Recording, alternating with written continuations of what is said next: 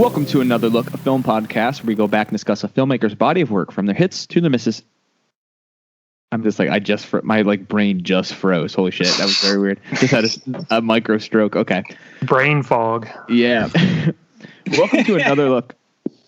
Welcome to Another Look, a film podcast where we go back and discuss a filmmaker's body of work from their hits to their misses, as well as genres, eras, movements, and everything in between. I'm Ian Killian. I'm Jordan Mushnow. Ben Riley. Nick Creekbaum. Yeah, I know.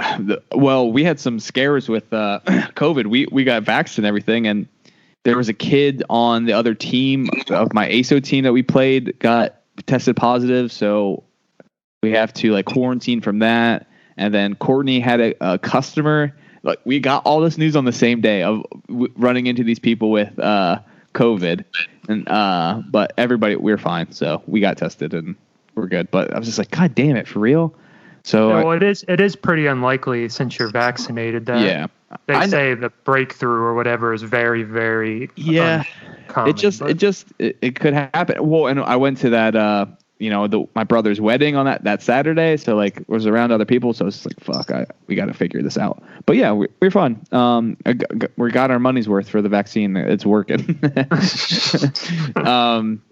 But so I've been watching some stuff here and there. I'll talk about two things.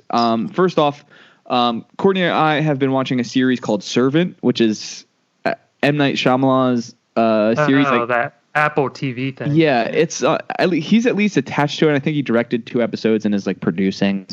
I thought it was more fully his. But there's another guy named Tony something that is show running, and I think we did the first. It's nice because every episode is a half hour.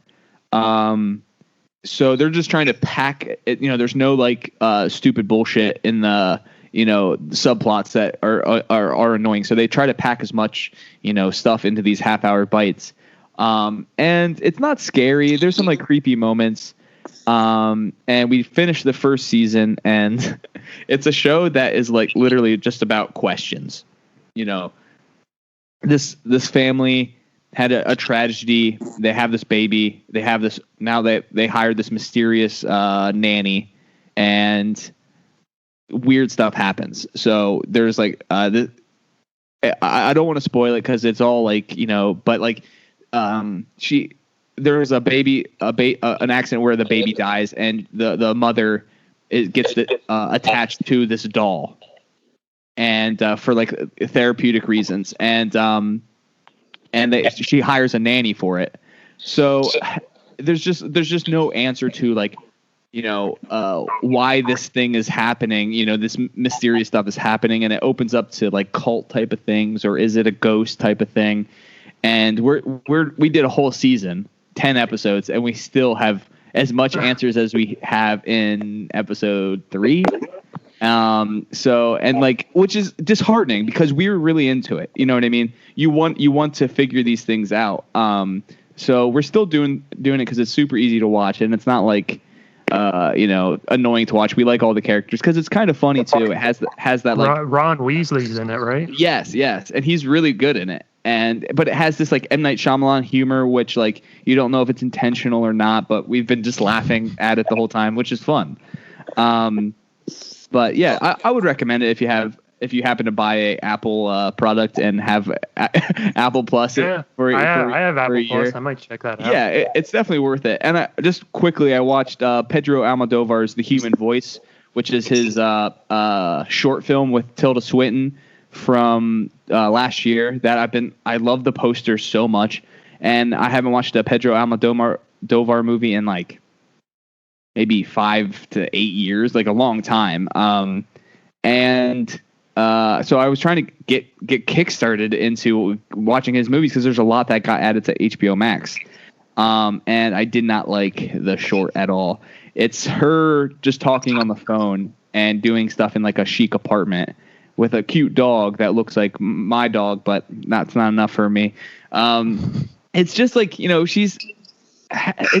seems like a one person monologue, theater monologue, and it gives me bad cringe vibes because it just even, she's a great actress, but like I still get that like showy, like, God, we're gonna be doing this, and like it's just like I know you're not fucking talking to anybody. Like I don't know. I'm like seeing the strings or something, and I think it's stupid, like theater nerd shit, and it's not for me. But the dog's cute, the set's cool, but I didn't really like it.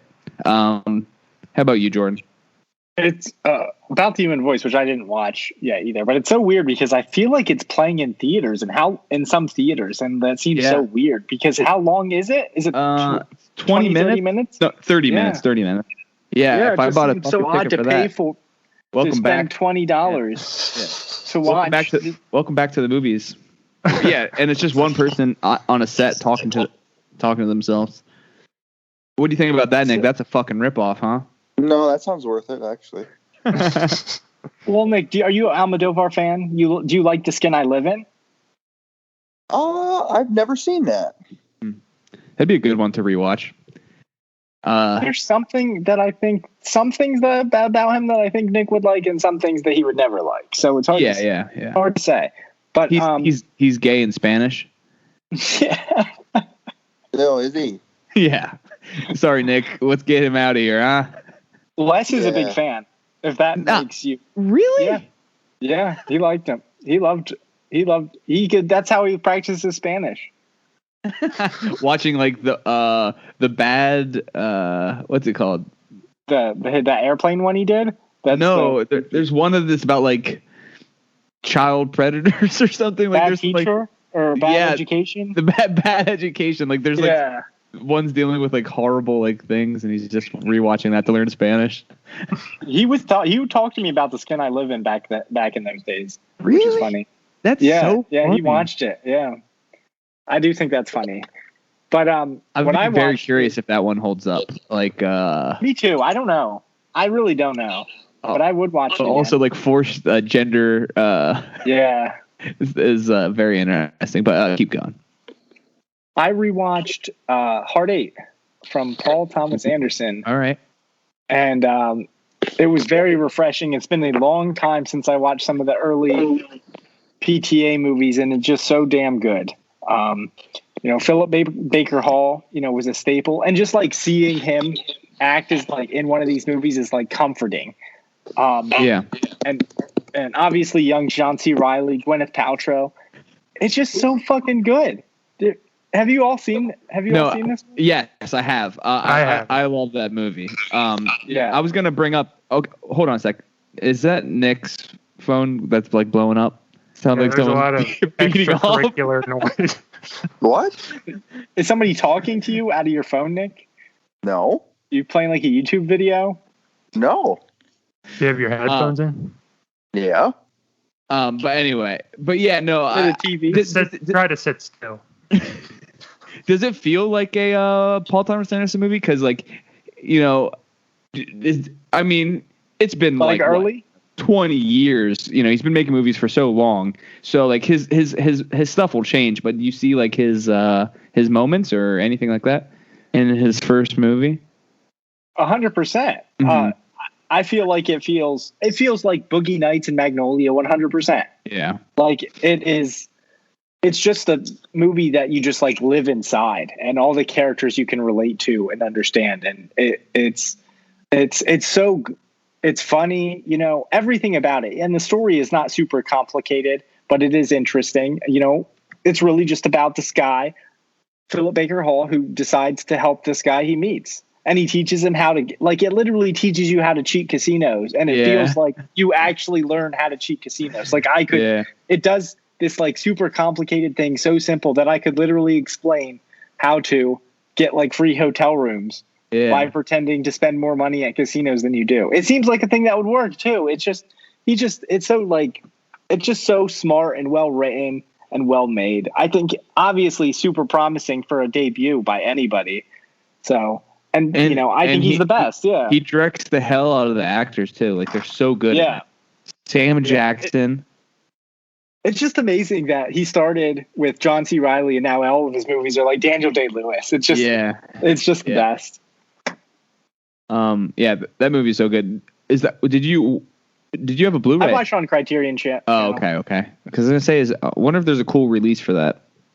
Hopefully one day soon. I know there is an Australian release, Imprint Films, which looks really cool, but I don't know how. Nick might own it. Yeah. I own it, but it's the Blu-ray at the moment. Oh, that's cool, man. Because I remember for a while there was teasing that Criterion. Yeah, was gonna put it out. But Ben, what have you been watching? I watched a new horror movie. I think I saw Jordan watch it too. I watched Jacob's Wife. It was directed by that guy that did that CM Punk movie, The Girl on the Third Floor, I think it's called. Uh-huh. People Travis Stevens. like that, right? I haven't seen that one. But this one was okay. I think the problem is I listen to too many horror podcasts or follow too many horror people, and sometimes they talk in ways that overhypes it to a degree that's just not warranted. So then my expectations end up going too high, and then I'm let down. I thought it was all right. It's a pretty, it has some pretty cool, sort of creature FX kind of stuff, you know. It has the lady that played the nun. She plays the vampire. And Mulholland Drive. Yeah, that's cool. Yeah. It has Barbara Crampton. It has Larry Fessenden. It's like a classic, you know, old school horror cast. And I thought it was pretty fun, but like I said, I think my expectations were just a little bit more, and it kind of didn't deliver fully for me. I think these horror, because I listen to all that stuff too, Ben, and I think it's almost like they're being nice to their friends, like they wouldn't say anything bad, and you just can't trust them. What's this called? Jacob's Wife. Jacob's Wife. Okay. With a K, Jakob. Yeah. He plays like a minister, Larry Fessenden, and his wife is Barbara Crampton, and she's kind of, you know, bored of this minister kind of life, and she becomes a vampire, or she gets bitten by a vampire, and it kind of all spirals from there.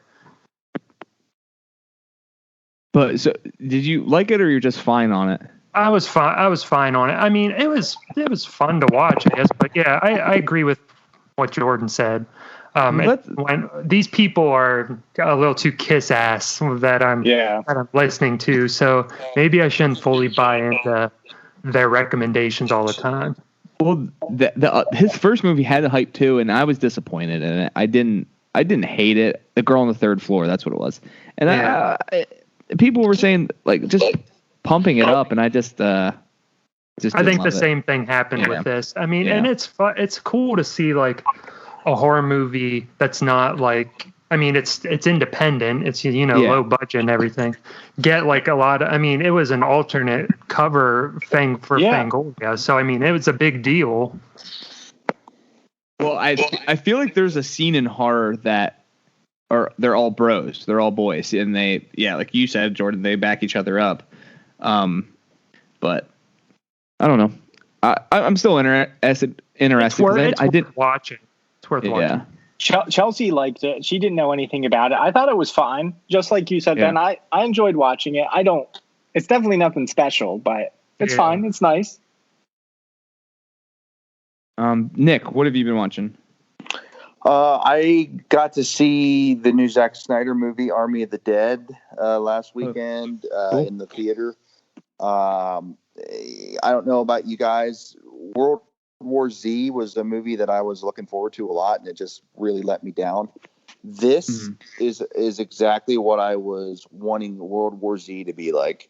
I really enjoyed this movie quite a lot.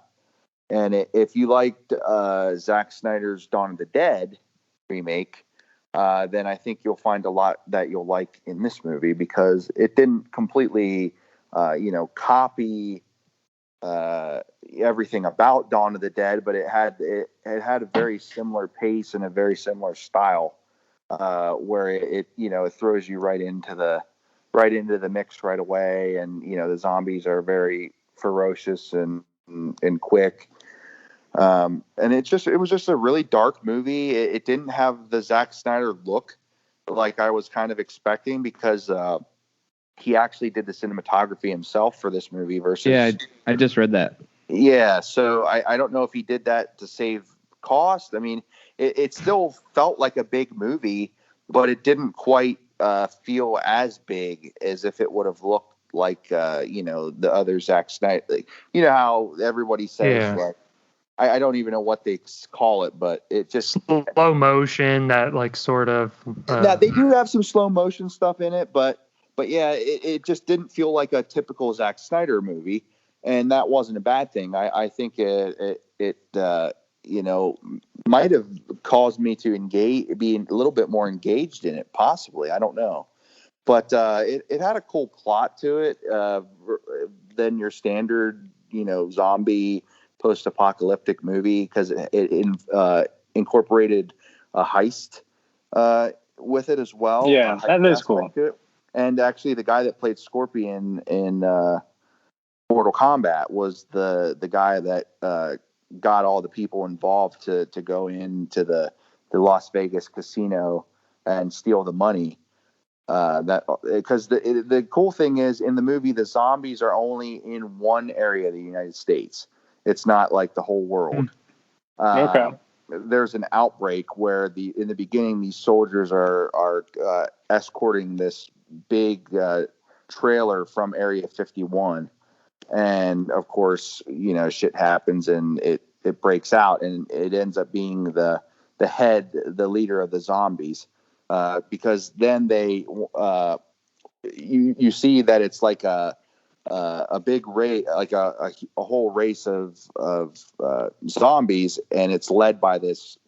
I think his character's name is Zeus, but he's actually the stunt actor that is the leader of the monsters in John Carpenter's Ghost of Mars, if you've seen that.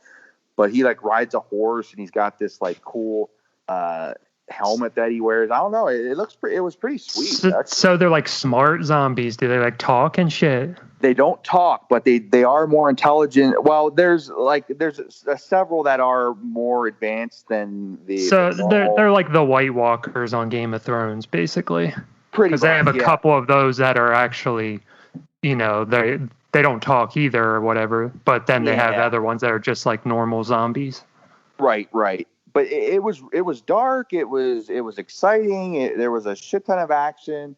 I love Dave Bautista in it. I think he's a really good action leading man. Did a great job in this movie, and yeah, it was entertaining as hell. I enjoyed it. Yeah, I just think this is 148 minutes. Shit's just like, it could be good. It's just shit's long. I get that. I get that point, but I don't know. Like, it didn't feel. I'll see it still. I'll still see it, but yeah, I think it's coming to Netflix tomorrow. I think. Oh, man, I have a lot of shit to watch. That I saw it in the theaters. It might have helped. Totally. For sure. I'm curious about Tig Notaro. Was that noticeable? No, I didn't know that until after the movie. All CG. Okay. I didn't realize that until after the movie. Morgan mentioned that, and I'm like, what? Really? Well, it's not that it's all it's probably CG when she's in frame with them, but when she's by herself off frame, it's probably not that. When they're like standing next to each other, does she look like she's floating? No, not really. Not actually on the same ground. Maybe now that I know, watching it again, I might be able to tell. I mean, it's good if you don't, because like when we saw Justice League and I saw Henry Cavill's face, I was like, what the fuck is wrong with his face? And I knew nothing about the mustache thing until like later on. Fucking stupid. No, I think Tig Notaro's character was annoying, but as far as the way she looked, I didn't even notice. All right, well, let's get into our movies. Or our movie, sorry. All right, Ben, what did we watch? A beautiful boy. What? Go ahead. All right, Ben, what did we watch? We watched Alien Resurrection. It was directed by Jean-Pierre Jeunet. It was written by Joss Whedon. It was released in 1997. It stars Sigourney Weaver, Winona Ryder, and Ron Perlman. The plot synopsis is 200 years after her death, Ellen Ripley is revived as a powerful human-alien hybrid clone. Along with a crew of space pirates, she must again battle the deadly aliens and stop them from reaching Earth. So, go ahead, Nick. I was going to say, you said what? Don't you remember that part in the movie with Brad Dourif? When he's cocooned at the end, he's like, beautiful, beautiful. Yeah. Would have just been better to wait just a couple seconds, but. Yeah. Oh, okay. I thought it was your TV. Or you're talking to Ira. No. But rules. So, you're a big fan of this? Yeah. Sorry, this movie was fun as hell. I was gonna say I have some mixed feelings about it because there's like something about this movie feels super 90s, super 90s. Like, it reminds me of like 90s Star Trek, where it's like like the Borg saga, where the ships feel the same, and like the way this is shot reminds me of it. But no, there's like something I like the alien where he's in the dark and just kind of like pops out. I'm like, what? There's like something about like but there's also something I like about this too. But I think in like the comics or in like just like pop culture, or maybe just in my head, who fucking knows? But there's like this this is like Alien now. You know what I mean? Where it's super gory and it's like everything's slimy and like gross. But I feel like there was like maybe I'm not explaining it right, but there's like, Alien to like people that don't know Alien. I feel like this is like how it is. Do you know what I mean? It's got the 90s sensibility, like that sort of action, but like horror movie. I feel like from like the comics for like a long time were like, they were written like this, and like, it was like Alien versus Predator versus Terminator. They were more action oriented. And I guess that is, number 2 was like that. So I guess, I don't know. I guess I'm just talking out of my ass, but no, Nick, you love this. What's up? Yeah, I've got a lot of nostalgia for this movie because it was the first Alien movie I saw in the theater. And, I don't know. Like I had fun the entire movie. It was just, there's some parts that are just really weird. Like there's a lot of, I get a lot of, and I didn't get this as a kid, but did you guys notice that Ripley and Winona Ryder's character had a lot of, I almost felt like they had sexual tension. Did you get that? No. You didn't get that? I did. Everyone's shaking their head. No. I got. Is this a Joker thing again?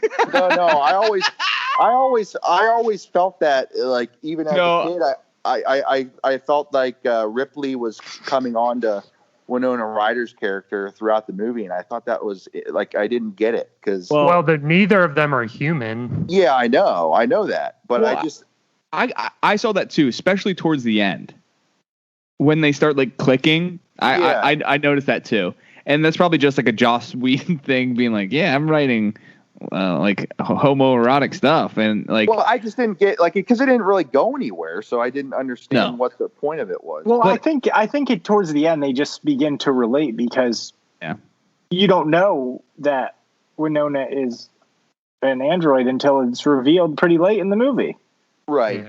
And then I don't think Ripley doesn't acknowledge that she knows already, did she? Mm-mm. I don't think so. Oh, yeah. And then like you got Brad Dourif when he's cocooned at the end and is like acting so weird about he knows he's gonna fucking die, but yet he's acting so like pleasured by the I don't know if he's acting pleasured. What do you mean?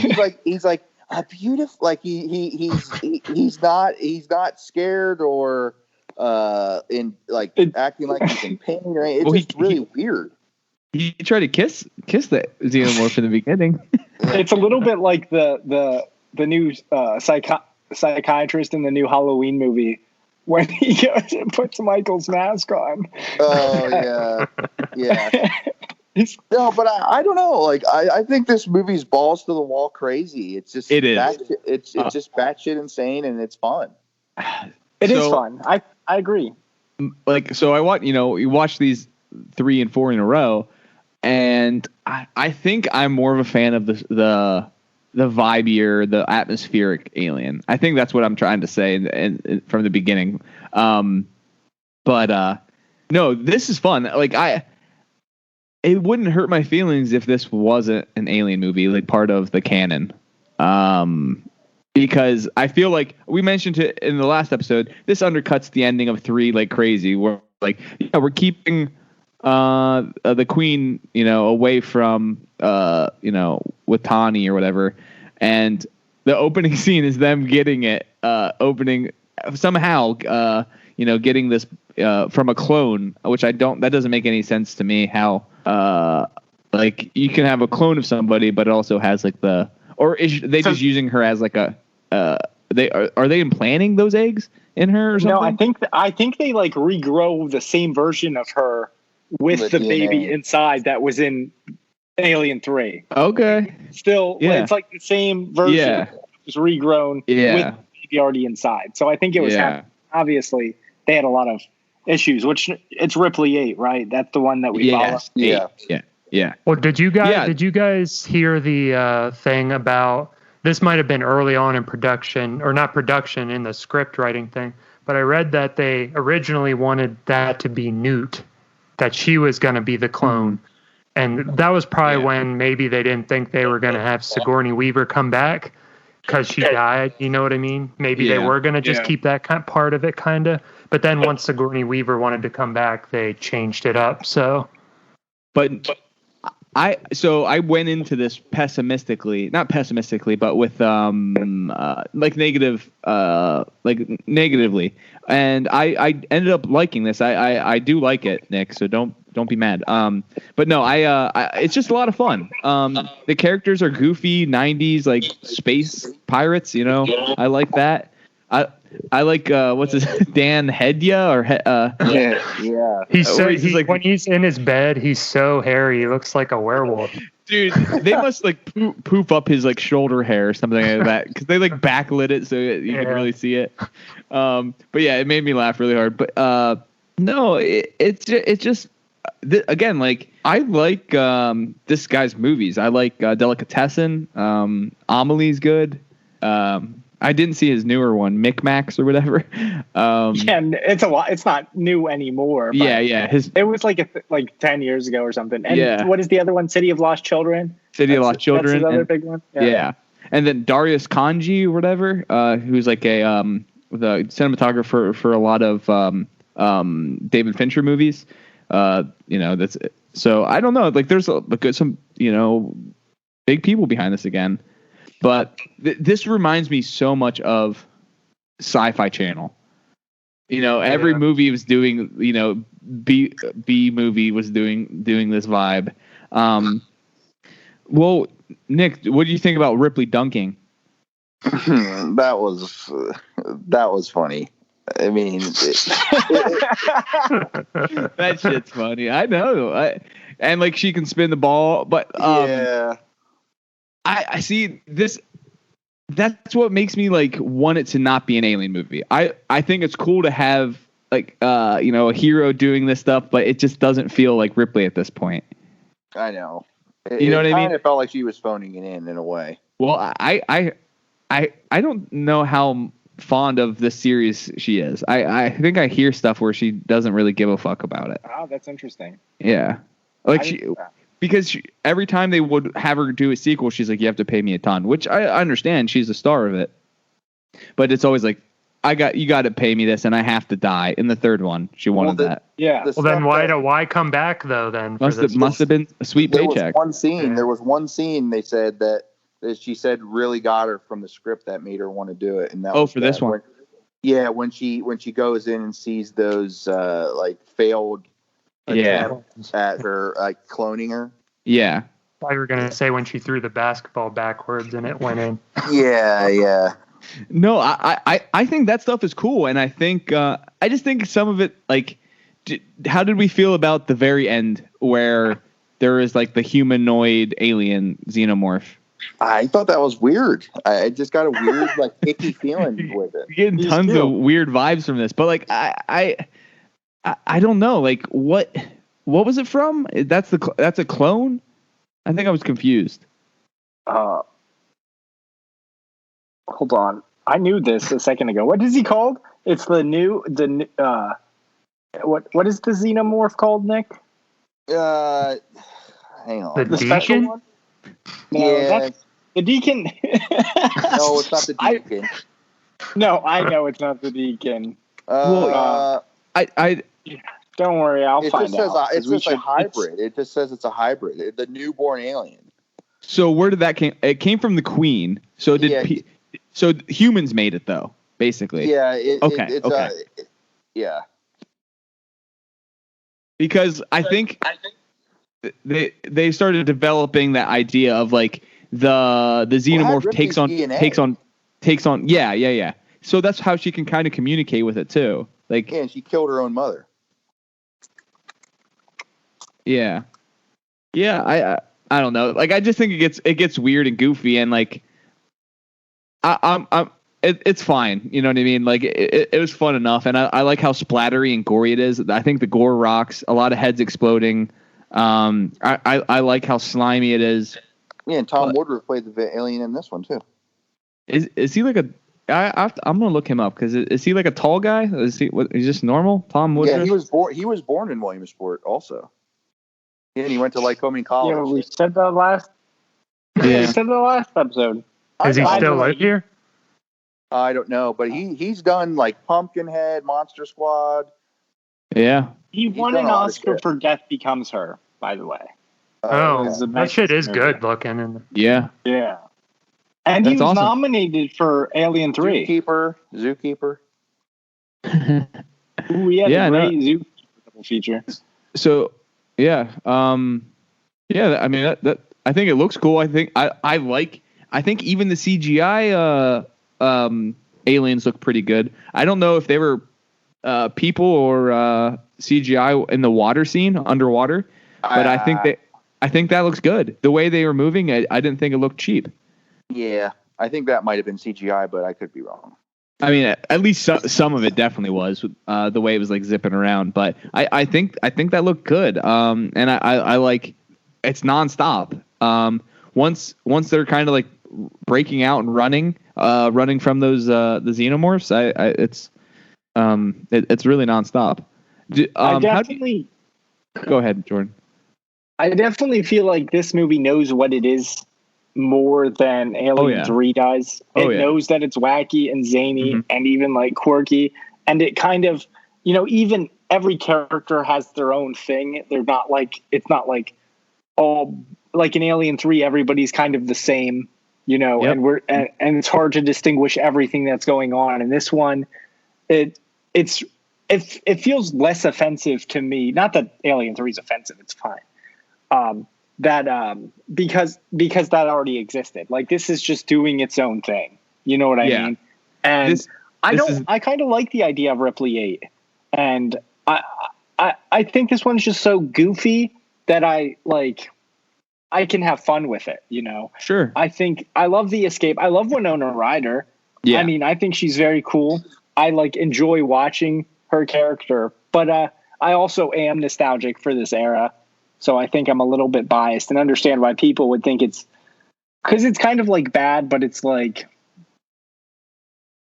it knows what it is. Well, it's bad, but at least you're having fun during it. It's not bad and like grueling, Well, yeah, every person is a character. So there's the guy with the dreads that has like the guns, and you're just waiting for them to pop out. The wheelchair guy with his wheelchair guns. guy. Yep. Ron Perlman is like, the douchebag. There's that Graf Orlock sample. It's like, kill you. Does that kill you? Or do I have to draw you a schematic? Yeah. So that always. I feel like once you see the cast, you just know what kind of movie this is. Like with Brad Dourif, Brad Dourif playing this part, you're like, this is an entirely different world. Yeah, I wanted Brad Dourif. I wanted more of him, truthfully. But and this is like proto Firefly for Joss Whedon, like, you know, space pirates or space cowboys type of thing, like, you know, a band of, you know, rough and tumble space people. But yeah, no, this was it's fun.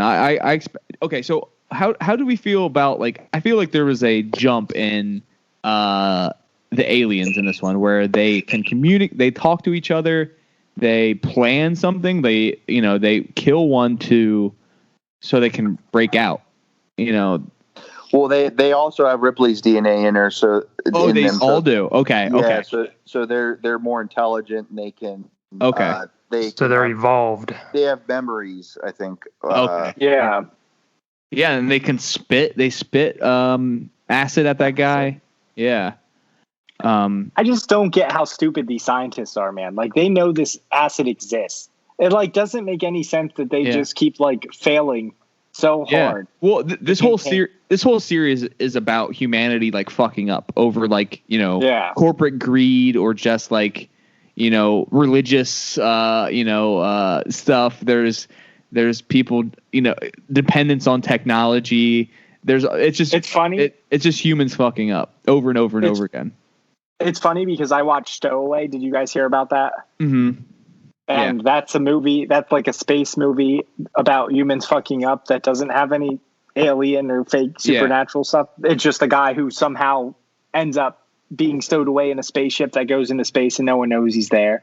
It sounds ridiculous, but I mean, I get it. Like, corporations do fuck this stuff up all the time. Yeah. Like, military fucks up. Yeah, you know? Military fucks up. So that is very true. Yeah. What did you guys think about? So this is like her final. No, never mind. I'm getting confused with 3 and Resurrection. Oh, okay. But the one thing, I mean, this is just like part of that time is like that glib dialogue where it's like, I thought you were dead. Yeah, everybody's saying that, you know, like that type of thing where it's like, all right. It's so bad, but it makes me laugh. I think that's why I kind of enjoy it, because it is. Well, it is. I think some of it works, but it's every line is like thicker, and that's exhausting. The stuff that gets But I mean, it reminded me of like the Resident Evil movies where the plot is like super thin, has cool I mean, I don't know much about them, but people like them because they're cool and they're running and gunning and it's splattery. You know what I mean? Yeah. It's a bit like also like a Luc Besson movie. Yeah, well, I mean, this guy is like this. I was gonna say that guy. This feels like a French action movie where the guns. Yeah. They love guns. They're just going crazy and just shooting, and like it makes me laugh. Where, you know, this guy is like this huge like cyberpunk shotgun, and he's just blasting rounds, and he's not hitting the alien. or there's the scene when Ron Perlman does like the ladder trick, like from Batman and Robin, like 1960s Batman and Robin, where he goes down on the ladder and he like bends backwards and he's shooting at the alien and he's just blasting shots off, missing it, and he's like 8 feet away and one goes directly into the head, but like he's just going. It is so funny because I don't know how he also didn't hit the guy right below him. Yes, I know. He's just blasting right. Yeah, but the gun stuff is fun. It's like, you know, made from people who don't know anything about guns, but it looks cool, you know. Did you get emotional, or did you want to like cry? Did you feel bad for the baby, just like Ripley did at the end as he's getting sucked out of the ship? No, but it's gross. No. Where like his guts come out of his, like, he has like a bad hernia or something. Yeah, so his intestines literally start coming out. But he's got the big, beautiful eyes. It makes you feel a little emotional. Well, isn't there like an old design of an alien costume that had eyes? I feel like I've seen that before. Has anybody seen that from like Alien 1? Yeah. I think. But yeah, I thought it was cool. It looked cool. It's gross that it had like human skin and stuff, but I don't know. I didn't love that little ending, but I did like the gore. But me too. Nick likes this more than Aliens. Do you think that makes sense? Nick, do you hold by that? Well, I see why he would like it more. Yeah, I do too, actually. I think this is more his era of like. Well, no, he likes 80s shit though, but like, I feel like it's more 90s shit though. Yeah, but and also, Alien takes a half a movie, Aliens takes a half a movie till it starts blowing stuff up. Yeah, this goes pretty quick from 15 minutes in. It's fast, yeah. Yeah. So that's fun. It's like Xenon Girl, the 21st century. Well, yeah, that movie's good. It feels a little bit like that. What's that song? Well, yeah, it's that era of like zoom. It's but it's from that era of like space stuff that like. Yeah, like Neil deGrasse Tyson hates, where it's like you can't do that in space. Yeah, but sometimes that's fun. It's just like it's fantasy at this point. But yeah, this has that Sci-Fi Channel vibe that people are nostalgic for. There's kind of that movie. What's that? Psycho Gorman. That's another one of those horror movies that people are hyping up. Yeah. Did you? But I get that vibe from this, I will watch it when it's on Shudder in August. I think got added today. Oh, okay. Today. That's awesome. But I'll watch it. So I'm gonna give it a 3. I think. Still positive review. I had fun. Yeah, I'm gonna give it a 3 too. I think I can just watch any movie with this kind of like with Ripley and aliens. The xenomorphs. I think they're just fun. And and I'm in a stage. That's why I watched AVP, and I think I'm going to watch Requiem soon. And I'll probably go through the Ridley Scott one, see if I get a little bit more enjoyment. Yeah, I would also give it a 3. It's certainly a different kind of alien movie than some of the other ones we have. It's fun to watch, but it doesn't do a whole lot for me. But I still, and I was also I feel the opposite of Jordan, because I felt, I don't know, I get kind of like when I watch the quadrilogy or whatever it's called, I start to get burnt out when I'm like through Alien 3. And by the time I get to Resurrection, I'm always kind of like, I'm kind of done. I do want to rewatch the Ridley Scott stuff though, because it's been a bit. Get your pillow ready. No, Nick, what are you going to give this? I'm going to give it a 4. I really do. I enjoy watching. Every time I watch it, I have fun. And I mean, I wouldn't really prefer the series to continue the way that this movie is. I like that it gets back to, other than, I'm not counting AVP, but with the Ridley Why not? Scott Lance stuff. Henrik. Well, the corporation. Ben knows. What's that? He plays someone else. No, he plays Bishop is in there. He plays the human version, of course. He goes on the expedition with them. I've only seen the one, and I can't remember it really. Yeah. He gets. You should include AVP. Maybe in a couple weeks. I don't know if I feel like it right now. Well, I think it's just I definitely don't think you need to rewatch it, but I think it. I mean, if this and the last one exist in it, I think AVP does just as much. That might seem silly, but it feels like it's part of the same franchise. But I do feel like these last 2 movies feel like entirely different. They just went in a different direction. It doesn't seem like they were following a specific trajectory. It's just like there's just like one-off side stories or something. Yeah. Yeah, I would agree with that.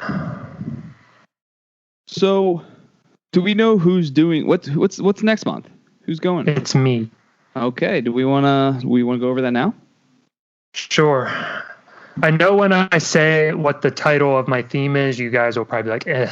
But believe me, it's not that bad when I actually say what the movies are.